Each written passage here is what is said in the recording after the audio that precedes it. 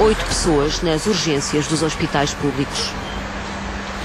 Um assunto que se vai arrastando, o mote para a conversa já a seguir com Germano Couto, bastonário da Ordem dos Enfermeiros, também Carlos Paulo, especialista em medicina interna, diretor do Serviço de Urgências do Hospital Beatriz Ângelo, em Loures, e também José Manuel Silva, bastonário da Ordem dos Médicos, que nos acompanha em direto dos estúdios da TVI no Porto. Boa noite a todos, bem-vindos. Sr. Professor, Sr. Dr. José Manuel Silva, começo por si. Diz o Ministro da Saúde que esta é a fatura que estamos a pagar pela enorme quantidade de médicos que se reformaram do Serviço Nacional de Saúde. Boa noite, obrigado pelo convite para estar aqui, um cumprimento aos outros membros deste painel para discutirmos a questão das urgências, o problema das urgências. É evidente que os casos não são todos iguais, eu devo dizer desde já, por aquilo que foi relatado deste caso de São Francisco Xavier, não vejo nada de particularmente chocante, ou seja, dá a sensação que dá é que se seguiram os procedimentos normais e que não houve atrasos neste caso. Portanto, os casos são todos diferentes. Morre, como disse o Sr. Ministro e bem, todos os dias, infelizmente, morrem pessoas nas urgências. A questão não é essa, a questão é aquelas pessoas que morrem sem terem sido assistidas e, portanto, é preciso separar estas duas situações. Efetivamente, não é admissível que numa sala de espera, num serviço de urgência, haja falecimentos claramente inesperados e que são mortes desnecessárias. E isso não é aceitável. Se é a fatura que temos que pagar, então não devíamos estar a pagar esta fatura, porque não se pode cortar na saúde para além de um determinado limite. Falava-se muito que existia muito desperdício, que se ia combater o desperdício, afinal não se está a cortar no desperdício, está-se de facto a cortar no músculo e cortou-se até ao osso. E a verdade é que se cortou em todos os setores e, portanto, o sistema perdeu capacidade de resposta. Cortou-se nos recursos humanos. Os recursos humanos das urgências são inferiores àquilo que é essencial e são inferiores em médicos, em enfermeiros, em assistentes técnicos e operacionais. Quando falamos, e nós temos também relatos disso, que há um enfermeiro numa sala com 17 macas, é evidente que nós percebemos que isso é impossível de prestar a esses doentes uma intervenção necessária de acordo com a sua condição clínica. Mas, também além por isso, de reduzir... Também foi por isso, Sr. Bastonário, também foi por isso que este exemplo ilustra esta nossa conversa, mas ainda a semana passada o Secretário de Estado, Leal da Costa, dizia que não há médicos no desemprego em Portugal. Não há médicos no desemprego, mas estão a emigrar. Ou seja, o fenómeno que nós estamos a assistir neste momento é a imigração de centenas de médicos, e essa imigração foi desvalorizada pelo Sr. Secretário de Estado por motivos óbvios, porque de alguma forma incomoda a filosofia e a justificação do Governo de que é difícil contratar médicos. Não é verdade. Disse também que nós fizemos uma análise relativamente ao primeiro semestre do ano passado, em que emigraram mais de 200 médicos, e emigraram de facto. O Sr. Secretário de Estado disse não, foram só aqueles que pediram o certificado para possibilitar a imigração. Não é verdade. Houve 900 a pedir o certificado, e mais de 200 emigraram, porque nós contactámos os médicos um a um para saber se usavam o certificado, se era apenas para fazer um estágio, e esses naturalmente não contámos como imigração, ou se era mesmo para emigrar. Portanto, tivemos no primeiro semestre do ano passado mais de 200 médicos a emigrar, e estamos neste momento a fazer esse acompanhamento. Temos médicos a sair para o setor privado e temos médicos a reformarem-se antecipadamente. Por exemplo, só médicos de família reformaram-se 1.400 nos últimos 5 anos. E porquê? Porque efetivamente o trabalho médico foi tão desqualificado, o exercício da medicina é cada vez mais difícil em Portugal, o trabalho no Serviço Nacional de Saúde é cada vez mais desmotivante, mais estressante, mais complexo, mais exigente e de maior risco, e, portanto, os médicos que até aqui se disponibilizavam para fazer mais horas com facilidade e sempre que era necessário, repare-se, quando eram as equipas hospitalares que asseguravam as urgências, havia rotatividade e nós já sabíamos que se este ano tínhamos que fazer o Natal, no ano seguinte não tínhamos que fazer o Natal. E, portanto, havia uma rotatividade entre as equipas de modo a assegurar os recursos humanos necessários para responder às necessidades da época e, nomeadamente, deste período de inverno em que há um aumento da incidência de doenças infecciosas e, portanto, há um maior afluxo de doentes às urgências. Isso acontece todos os anos e, portanto, a impreparação que é manifesta não é aceitável. Portanto, houve uma desorganização do sistema que fez com que a capacidade de resposta fosse diminuída por razões economicistas, porque há médicos para contratar para o Serviço Nacional de Saúde, há médicos que podem fazer mais horas no Serviço Nacional de Saúde, mas pelos valores que estão a ser pagos, eu tenho que sublinhar que um especialista médico, neste momento, um jovem especialista, é contratado com um vencimento que corresponde a 8 euros a hora limpos. E é evidente que por este valor as pessoas, os médicos não se disponibilizam para um trabalho, as pessoas não fazem ideia, só quem trabalha num serviço de urgência e sobretudo nestes períodos é que sabe o que é o stress, a sobrecarga de trabalho, a ansiedade, a tensão, o risco, a necessidade de tomar decisões extremamente difíceis e que podem implicar a vida das pessoas, salvar, não salvar, cometer um erro, não cometer um erro, atuar atempadamente. Os profissionais de saúde todos estão sujeitos num serviço de urgência a um stress tremendo. E a verdade é que o seu trabalho foi tão desqualificado que há uma redução da disponibilidade de médicos para desempenhar estas funções, excetuando aquilo que é obrigatório no seu horário. Eu queria sublinhar, deixe-me só terminar com isso, que nós somos o 5º país da OCDE com mais médicos. Nós somos o 4º país da Comunidade Europeia com mais médicos. Portanto, o problema de Portugal não é um problema de falta de médicos, é um problema de organização, ou seja, desorganização do Serviço Nacional de Saúde, de migração, de reformas precoces e de saída para o setor privado. Este é um cenário no qual se revêem os enfermeiros, Sr. Bastonário. Muito boa noite a todos os telespectadores e aos meus compatriotas de debate. Primeiro, acho que o mais importante é percebermos que não há necessidade de criarmos alarmismos à volta do que tem acontecido nas últimas semanas no que diz respeito às urgências, aos serviços de urgências. Eu gostaria de reiterar que o Serviço Nacional de Saúde tem dado respostas ao longo dos últimos anos. É um serviço que não é perfeito, é um serviço de saúde que dá respostas de acordo com as necessidades da população. É um serviço que devemos confiar. No entanto, é verdade que têm acontecido imensas situações que ninguém quer. Nenhum profissional de saúde, médicos, enfermeiros, seja quem for, quer uma morte em serviço algum, nomeadamente no serviço de urgência, onde sabemos perfeitamente que o objetivo principal de quem recorre lá é conseguir a sua cura, conseguir um tratamento para a doença que está a ser afetado e não sair de lá realmente pior do que o que entrou ou morto. E tudo isto começou com, se bem se lembra, com tempos de espera de 20 e tal, de 22 horas. Com certeza. E, portanto, claro que a Ordem dos Enfermeiros não pode desejar que esta situação aconteça. Eu próprio tenho visitado alguns serviços, ainda há 2 dias atrás estive num serviço de um hospital público, onde realmente estava instalado uma situação que não é desejável de excesso de doentes em macas no serviço de urgência, o que não permite, de forma alguma, segurança, qualidade na prestação dos cuidados. Era intransitável, até para dizer, de forma muito honesta, o próprio movimento dos profissionais de saúde. Era intransitável. E, portanto, com certeza que este é o pior cenário que nós podemos ter. Eu o que quero dizer é que todos temos conhecimento que este momento do ano há picos na procura de urgências. Mas é sempre assim todos os anos? Sempre assim. Isto está devidamente, facilmente verificável através das estatísticas. Nós podemos saber quantas mortes existem todos os anos. Este ano não é um ano diferente.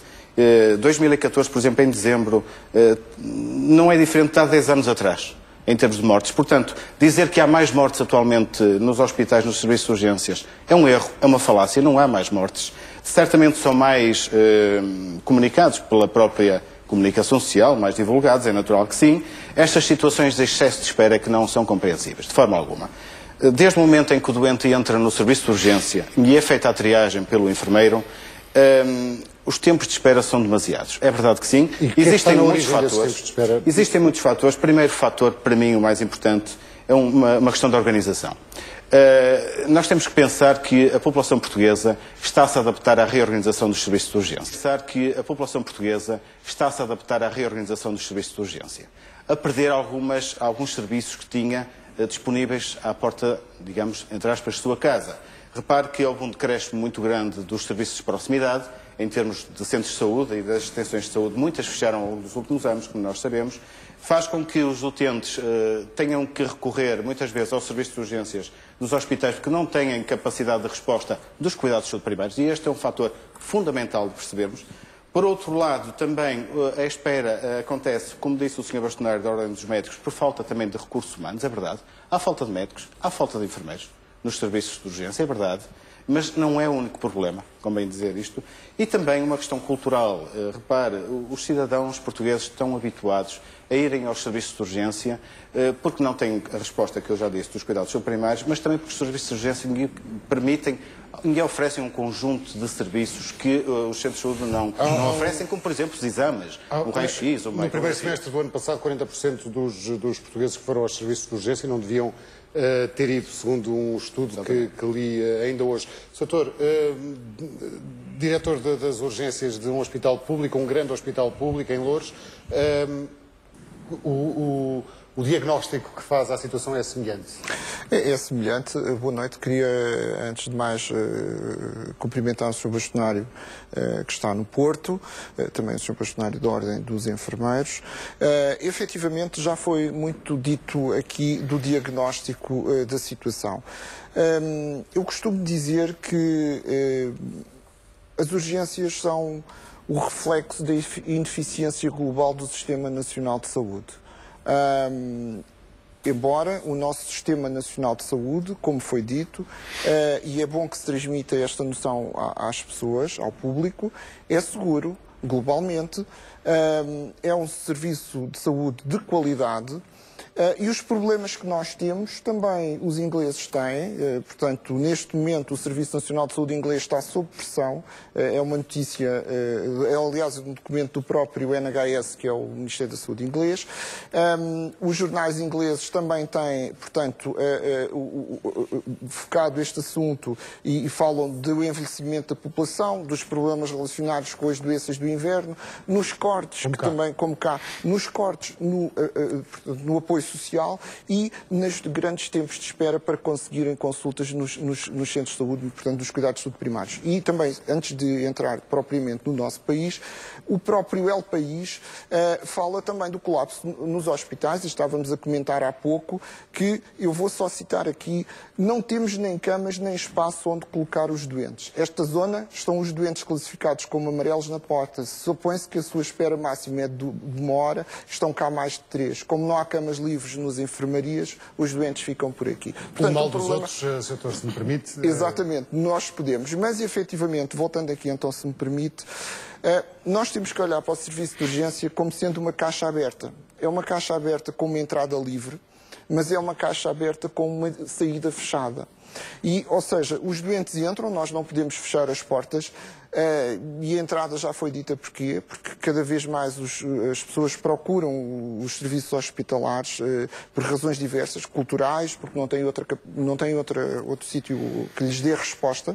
Há um efeito shopping center, se quisermos também, as pessoas procuram efetivamente ter tudo o que querem logo com os exames complementares. E o serviço de urgência é bom que as pessoas percebam, servem para tratar situações urgentes, não servem para se substituir aos cuidados não urgentes, mas depois temos uma saída fechada quando queremos admitir os doentes que estão internados, portanto, nas enfermarias, e efetivamente não há camas. Os internamentos são prolongados. Portugal tem uma média de duração de internamento de 9 dias versus 7,8 dias na Comunidade Europeia. Não há cuidados continuados e paliativos em número suficiente, não há apoio social e, efetivamente, portanto, o serviço de urgência sofre de tudo isto. Mas também tem um problema de organização intrínseca e isso já foi aqui focado. Os serviços de urgência hoje e o Sr. Bastonário já focou esse assunto, vivem de um modo diferente dos serviços de urgência do século passado.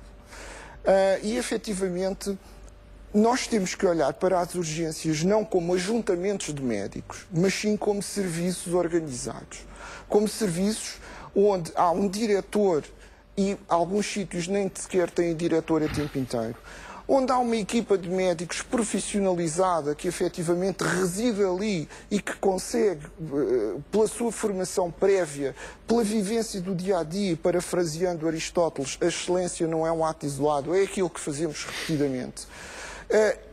E efetivamente são serviços onde essas pessoas têm uma estratégia e objetivos extraassistenciais. Só que para isso nós temos que ter duas coisas. Por um lado, uma carreira reconhecida pela Ordem dos Médicos e uma carreira em que haja um estímulo e um reconhecimento e uma valorização desse trabalho. E, por outro lado, temos que ter um Ministério da Saúde, um Estado português, que efetivamente proporcione a contratualização de uma forma estável, como se fosse noutro local qualquer do hospital. O que é que parece estas duas hipóteses de solução para estes problemas nas urgências, Sr. Bastonário? Repara, são questões interessantes, nomeadamente a questão que tem sido mal abordada da especialidade em medicina de urgência, como se fosse a responsável pela menor resposta das urgências em Portugal. Eu quero sublinhar que a menor resposta é devido à falta de recursos humanos suficientes. Não em qualidade, mas sim, sobretudo, em quantidade. Mas também a organização das equipas. Eu recordo que os hospitais tinham especialistas integrados nas equipas e médicos de qualidade integrados nas equipas contratados diretamente em prestação de serviços e foram obrigados a dispensar todos esses médicos por causa das medidas instituídas por este governo, que obrigou a que os serviços de urgência contratassem médicos apenas através das empresas prestadoras de mão de obra, ou seja, desorganizaram as equipas. O Dr. Carlos Paulo já disse muito bem, sendo a urgência o setor mais complexo e mais exigente e mais difícil do hospital, é preciso que haja equipas, que as pessoas se conheçam, que trabalhem em conjunto, que haja confiança, que cada um saiba aquilo que o outro faz. Ora, as equipas foram completamente desorganizadas por causa da imposição de recursos às empresas fornecedoras de mão de obra. Mas repare, mesmo que a Ordem dos Médicos tivesse criado a especialidade de medicina de urgência há 5 anos atrás, estariam eventualmente agora a sair os primeiros poucos especialistas. Portanto, a questão não se põe. E depois nós temos uma especialidade particularmente vocacionada para a urgência, que é a medicina interna, pela sua abrangência e preparação, que está no front desk dos casos mais complicados da urgência e, portanto, as urgências não estão descapitalizadas em termos de recursos humanos de qualidade. E sempre funcionaram com uma organização em que as equipas hospitalares, podendo haver, além destas equipas dos serviços que fazem turnos na urgência, equipas dedicadas, como alguns hospitais têm, mas eu volto a sublinhar, falaciosa a questão da referência da ausência de uma especialidade de medicina de urgência, porque mesmo que se tivesse sido criada há 5 anos, ela não resolveria agora rigorosamente nenhum problema. Esta discussão, no entanto, tem sido tida dentro da Ordem. E nós temos analisado esta matéria. Mas sem passar à prática. Não, mas naturalmente é isso que nós estamos a fazer. E repare, nós criamos, no fim desta discussão, a competência em medicina de urgência geral. Mas se nós agora, ao criarmos a competência, vamos obviamente obrigar a definir os critérios para a atribuição da competência e é preciso que haja meios de formação e mecanismos de formação para que os médicos que querem trabalhar em urgência adquiram a sua competência em medicina de urgência geral. Portanto, vai levar muitos anos até que isso seja possível. Se nós, neste momento, impuséssemos que só podiam trabalhar na urgência médicos com a competência em medicina de urgência geral, é evidente que os hospitais, as urgências, ficavam com ainda maiores dificuldades na contratação de recursos humanos. E há uma questão... Deixe-me só ouvir...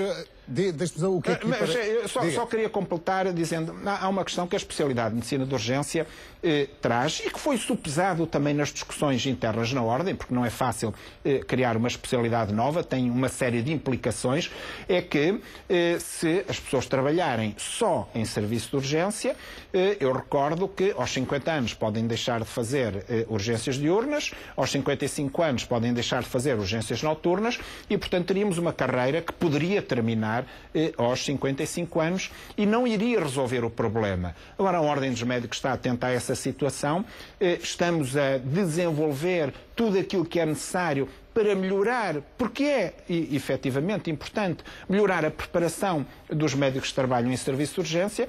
Mas repare, nós este ano estamos a ter uma situação de descompensação das urgências, de caos nas urgências, apesar de não aumentar significativamente o número de doentes que vão à urgência, o que significa que efetivamente o sistema, o Serviço Nacional de Saúde, foi afetado na resposta nos cuidados de saúde primários, não tem resposta nos cuidados continuados suficientes, não tem camas hospitalares. Repare que nós temos um número de camas hospitalares muito abaixo da média dos países da OCDE. Nós temos 3,4 camas hospitalares por cada 1000 habitantes, a Alemanha tem 8,3, a Bélgica tem 6,3, a Holanda tem 4,7, o Luxemburgo tem 5,2 camas por cada 1000 habitantes, ou seja, nós temos um número de camas insuficientes e é exatamente pela mesma razão que Inglaterra e Espanha estão com problemas, é que efetivamente tem um número de camas insuficiente para as necessidades. Diga, Dr.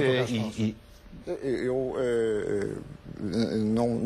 não discordo, obviamente, daquilo que o Sr. Bastonário disse, no que diz respeito, nomeadamente, ao problema atual. É óbvio que nós estamos a falar de duas questões diferentes. Uma é o problema atual, e isso tem a ver com um excesso de procura e uma limitação da saída dos doentes das urgências, efetivamente, para os internamentos. Estou a falar de uma questão que é uma questão efetivamente estruturante, que é o que é que nós queremos dos serviços de urgência. Porque eu tenho a oportunidade no meu hospital, face a condicionantes que o Sr. Bastonário sabe, de poder fazer contratualização, portanto, de médicos, direta, com contratos individuais de trabalho, e efetivamente confesso que tenho dificuldade em conseguir recrutar médicos para a equipa dedicada. E os médicos que eu procuro são efetivamente os médicos de medicina interna, como eu sou também, além de ser intensivista.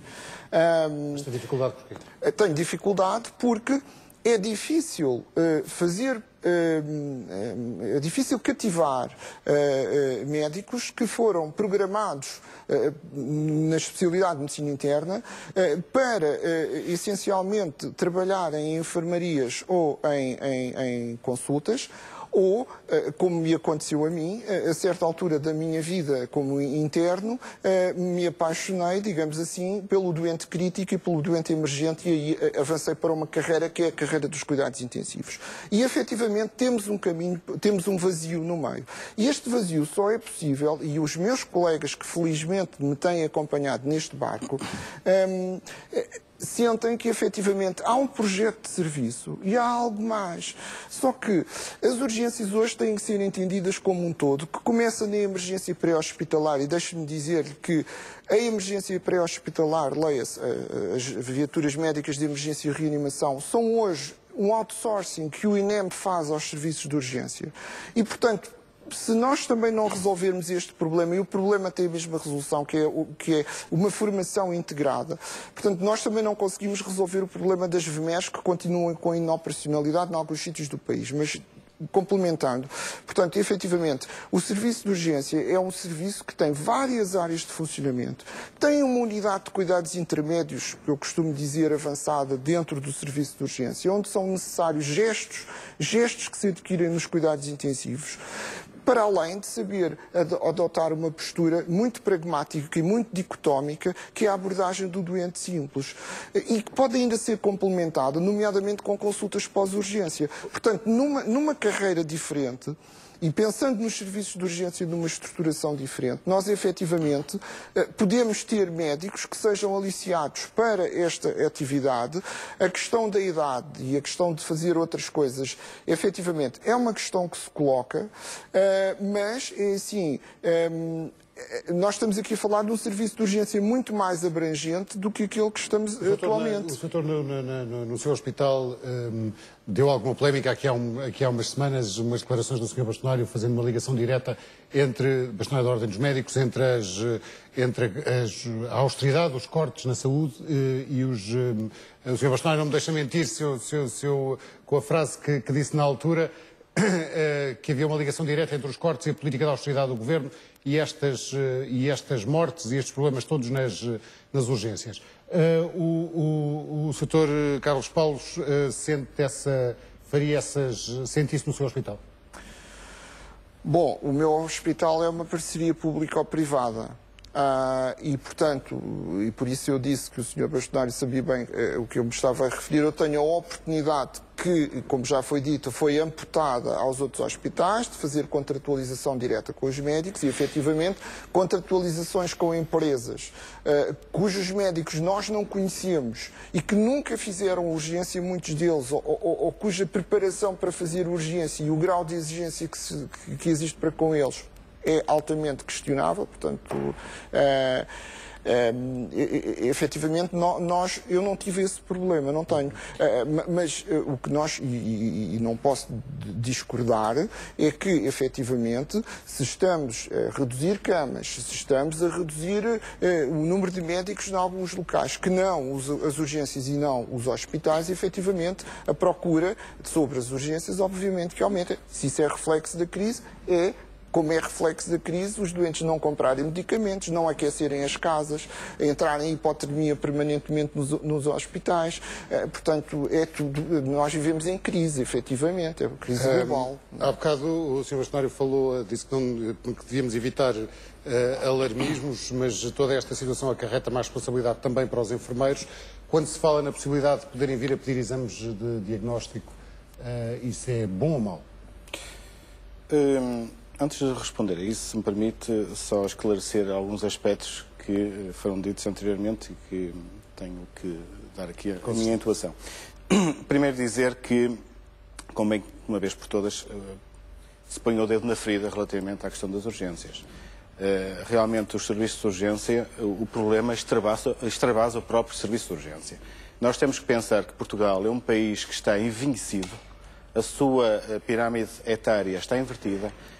Se pensarmos que em 1981, ou seja, há cerca de 30 e poucos anos atrás, nós tínhamos por cada 100 jovens 45 idosos e neste momento, por cada 100 jovens, nós temos 133 idosos, isto, quer queiramos, quer não, tem reflexos nos serviços de urgência. O grosso dos utentes que recorrem aos serviços de urgência são idosos acima dos 75 anos. Isto tem reflexos na prestação de cuidados, no seu internamento. Depois, dizer que também a população portuguesa, como eu disse inicialmente, mais de metade daqueles que recorrem ao serviço de urgência não são situações urgentes. São as chamadas pulseiras azuis, verdes e brancas. 52%. Isto significa que os profissionais de saúde, que deveriam estar dedicados realmente a quem precisa de ser atendido numa urgência, estão a dispersar o seu atendimento. Também gostava de dizer que não concordo com dizer que Portugal não tem camas suficientes. Ora, nós temos neste momento cerca de 24 mil camas no país, camas hospitalares, um número que está mais ou menos aproximado ao que acontecia há 10 anos. E se pensarmos que 59% das cirurgias atualmente feitas no país são cirurgias ambulatórias, ou seja, não têm internamento, isto significa de alguma forma que nós temos que rentabilizar melhor as camas que temos atualmente com uma melhor gestão de altas. Nós continuamos a não assistir às altas aos fins de semana e isto de alguma forma impede e, entre aspas, entope os serviços para onde as urgências drenam. Se nós pensarmos que os serviços de medicina, por exemplo, são aqueles serviços que recebem mais doentes das urgências e que não têm capacidade para os receber, os serviços de urgência acabam por se tornar internamentos. É impensável continuar a assistir a doentes internados nos serviços de urgência em macas sem condições durante 4, 5, 6 dias E eu tenho casos relatados que chegam a 1 mês internados no serviço de urgência. Com certeza que também são casos sociais e que são reflexos. Quanto à pergunta que me colocou, com certeza que a Ordem dos Enfermeiros concorda, e aliás já deu o seu parecer ao Ministério da Saúde sobre esta possibilidade dos enfermeiros, entre aspas, prescreverem exames. Trata-se de um protocolo, aliás, como o próprio protocolo de triagem de urgência é, como o Plano Nacional de Vacinas. É um protocolo onde os enfermeiros também, com total autonomia, prescrevem as vacinas. Ora, aqui o que se trata é de abreviar tempos. Se pensarmos que, estando protocolado, o doente que é triado pelo enfermeiro já pode ir fazer alguns exames, um raio-x, uma ecografia, uma análise sanguínea, abreviando o tempo, quando o médico receber para o diagnosticar e fazer a sua consulta, é uma etapa que se poupa que pode significar a diferença entre a vida e a morte. Com certeza que é uma boa medida que o Ministério da Saúde está a tomar. O que é que antecipa, Sr. Bastonário, que, estando nós ainda em pleno pico da gripe e os portugueses não estão a ficar mais novos, nem vão ficar nos próximos tempos, o que é que antecipa que possa ser o resto do inverno? E também não vai haver uma inundação de dinheiro no Serviço Nacional de Saúde? Eu receio que seja ainda mais difícil do que aquilo que está a passar-se no momento presente, porque a epidemia de gripe ainda não atingiu o seu pico, o afluxo de doentes às urgências tem potencial para aumentar. Devia ter sido previsto um plano de contingência, um plano de catástrofe há meses atrás. Já sabe que as variações climatéricas e as variações na epidemia de gripe são cíclicas e, portanto, temos de estar preparados para responder a um período de maior procura, preparados atempadamente, sobretudo quando todo o sistema está no limite e, em alguns casos, mesmo abaixo da capacidade de resposta a situações de rotina. Portanto, eu sei que as coisas possam piorar um pouco. Sr. Bastonário, desculpe interrompê-lo, mas quando diz que todo o sistema está no limite, isso não é estar a ser alarmista? Não é estar a ser realista, mas será que dizer a verdade é ser alarmista? Será que a nossa missão é dizer às pessoas não se preocupem que está tudo bem, mesmo sabendo que as coisas não estão bem? Até porque é preciso que as pessoas possam fazer as suas opções com conhecimento da realidade. Se dizer a verdade é ser alarmista, eu recuso essa associação e acho que nós devemos dizer a verdade. E, aliás, a comunicação social, prestando um papel social importantíssimo, tem sido o veículo da realidade da situação. Portanto, vamos dizer que a comunicação social é alarmista por mostrar aquilo que se passa efetivamente nos serviços de urgência. Eu penso que não, que isso até poderia, de alguma forma, contribuir para que os cidadãos percebam que, podendo, devem optar por outra solução, nomeadamente recorrer aos cuidados de saúde primários, desde que os cuidados de saúde primários tenham essa capacidade de resposta. Nós andamos, finalmente, está-se a falar nessa possibilidade, a Ordem dos Médicos anda há 3 anos a sugerir que se devem contratar os médicos de família reformados, para que todo o cidadão possa ter acesso a um médico de família, até haver jovens médicos de família em número suficiente para, efetivamente, suprir as necessidades sem ser necessário recorrer aos reformados. Ou seja, todo o país tem que ter a consciência que é preciso tomar medidas. Se nós escondermos a verdade, as medidas não vão ser necessárias.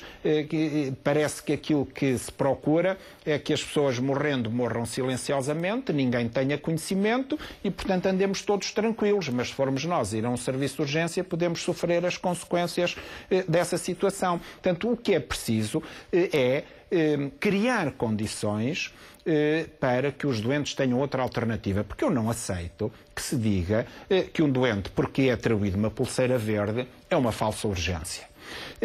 Poderá haver algumas situações em que os doentes não precisassem de ir à urgência se tivessem outra alternativa. E eu pergunto se as pessoas vão a uma urgência hospitalar para fazer turismo. Não vão. Vão porque se sentem doentes e precisam de uma observação médica. Depois o médico dirá se afinal aquela situação era ou não mais ou menos urgente. As pessoas sentem-se mal, estão mal, não sabem o que é que se passa, precisam de uma avaliação. Se a única porta que têm aberta 24 horas por dia é o serviço de urgência, é obviamente onde se dirigem. Se houve a redução dos horários de atendimento nos centros de saúde, é evidente que essa alternativa também foi prejudicada. Repare-se que Nos serviços de atendimento permanente, estava registado ainda no fim de 2013 2 milhões de atendimentos, no fim de 2014 nós já não vemos nas estatísticas da ACSS aparecerem atendimentos nos serviços de atendimento permanente dos centros de saúde. Portanto, houve claramente uma redução da capacidade de resposta dos centros de saúde. Portanto, não é aceitável, não é humanamente nem eticamente aceitável transportar o ónus do congestionamento dos serviços de urgência para os doentes. Os doentes não são burros, os doentes precisam de uma resposta, os doentes procuram o sítio onde consideram que podem ter a resposta para a sua situação clínica. Até porque tem, Dr. Carlos Paulo, diz o Sr. Bastonário, falta de alternativas e falta também de plano de contingência. Pois, efetivamente, se há alguma reestruturação que é feita no sentido de alguma contração, seguramente não deve ser nestas alturas do ano. Estas alturas do ano, aliás, os ingleses, o Royal College of Emergency Medicine está também a reforçar este aspecto. Efetivamente, nesta fase, nós tínhamos que ter um plano em que o horário dos centros de saúde devia estar alargado, os SAPs deviam funcionar de uma maneira diferente, porque efetivamente eu concordo com o Sr. Bastonário, só que nós nos serviços de urgência somos completamente inundados por situações que depois nos amputam também a possibilidade de atender as situações graves. E para nós, qualquer morte que aconteça, é bom que as pessoas em casa percebam isto, qualquer atraso que aconteça, qualquer pedido, súplica que nós temos de familiares a acompanhar doentes, a dizer que a mãe não está bem, que a gente tem que ir lá, para nós, quando não conseguimos, é uma falha do sistema e é verdadeiramente frustrante que nós que planeamos as urgências com tanto carinho, que depois não consigamos efetivamente dar a resposta total. Mas deixe-me só dizer uma coisa, muito rapidamente, a importância da especialidade de medicina de emergência, eu espero que seja devidamente debatida na ordem, porque é uma especialidade que existe há 40 anos nos Estados Unidos, há 20 anos na Inglaterra, e os países da Europa mais recentes avançaram pela especialização, pela profissionalização das urgências. Muito bem, fica esse apelo. Setor, que solução é que haverá aqui que não tínhamos abordado agora na parte final da nossa conversa? Rapidamente, um dos aspectos que nós ainda não falamos e que, no fundo, pode ser uma solução a montante, tem a ver com realmente o apoio social, as respostas de apoio social. Nós temos uma legislação que até é bastante recente, a Portaria 67/2012, que define os critérios de abertura de um lar, por exemplo, onde não está definido corretamente, de forma objetiva, quais são os cuidados de saúde a serem prestados aos idosos nos lares. O que acontece é que nós temos que deve estar um enfermeiro por cada 40 residentes durante 24 horas. Ora, um enfermeiro por cada 40 residentes depende muito do estado de dependência destes 40 residentes, destes 40 idosos. O legislador certamente não percebe o que é que faz um enfermeiro para ter feito realmente esta legislação. Um enfermeiro por cada 20 residentes, 20 idosos, se forem altamente dependentes. Ora, o que é isto altamente dependente? Onde é que estão as escalas de medida? A questão é que muitos lares que acabam por drenar para as urgências idosos, que não têm assistência devida nesses lares, sejam eles lares de dia ou chamados lares de noite, permanentes, acabam por, no fundo, compartilhar estas urgências no caos que estão. E, portanto, é preciso investir também a montante, é preciso que estas estruturas residenciais de idosos tenham cuidados de saúde, sejam cuidados de enfermagem, cuidados médicos reais. Não quer dizer que não hajam realmente lares de idosos que tenham excelentes cuidados, porque há, mas a grande maioria não os tem e é preciso que o Ministério da Saúde e o Ministério da Solidariedade Social, de uma vez por todas, deem as mãos e resolvam esta situação dos lares. Fica esse alerta e este contributo. Agradeço a todos por terem aceitado este convite. Muito boa noite.